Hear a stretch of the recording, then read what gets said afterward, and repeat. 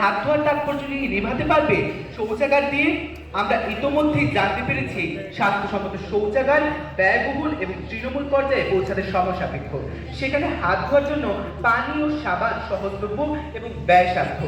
আধুনিককালে যেমন সাবান পানির মাধ্যমে হাত ধোয়ার ব্যাপক পরিচালন ও কার্যকারিতা আছে, তেমনি প্রাচীনকালেও ছিল এর উজ্জ্বল দৃষ্টান্ত। সে সময় সাবান না ছাড়া সত্ত্বেও তারা বালু বা মাটি ঘষে পানির সাহায্যে হাত পরিষ্কার করতো। লক্ষ্য করুন, প্রাচীন মানুষের হাত ধোয়া নিয়ে ছিল ব্যাপক সচেতনতা। কিন্তু অদ্ভুত বিষয়, আর আধুনিক যুগে দাঁড়িয়েও প্রতিপক্ষ বন্ধুরা এই গুরুত্বকে সীমিত আকারে দেখছেন। মডার্ন প্রাচীনকালে কিন্তু স্বাস্থ্যসম্মত শৌচাগারের নামমাত্র ছিল না, তা বলে কি তাদের স্বাস্থ্য সুরক্ষিত ছিল না?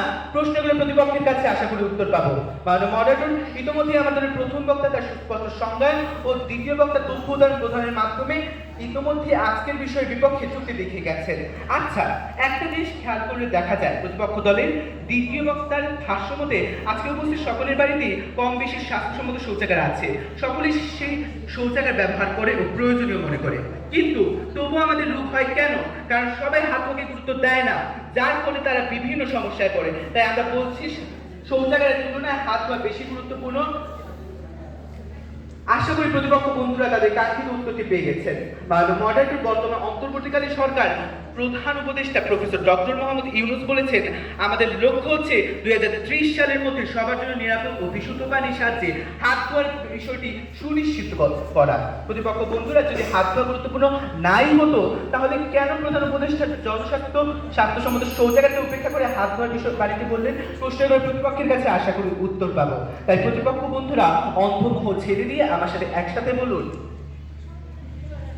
স্বাস্থ্যসম্মত যতই হোক পথ, হাত ধোয়াই সবার মত। শৌচাগার হোক পরিচ্ছন্ন, তবু হাত ধোয়া সবচেয়ে গুরুত্বপূর্ণ। ধন্যবাদ মডারেটর, ধন্যবাদ সকলকে। ধন্যবাদ দীপ্রধর আদিত্যকে। আমরা আসলে জনস্বাস্থ্য রক্ষায় স্বাস্থ্যসম্মত শৌচাগার হাত ধোয়ার চেয়ে অধিক গুরুত্বপূর্ণ এই বিষয়ে বিতর্ক উপভোগ করছি। ইতিমধ্যে আমরা 6 জন বক্তার দু দলে শুনেছি, বাকি রয়েছে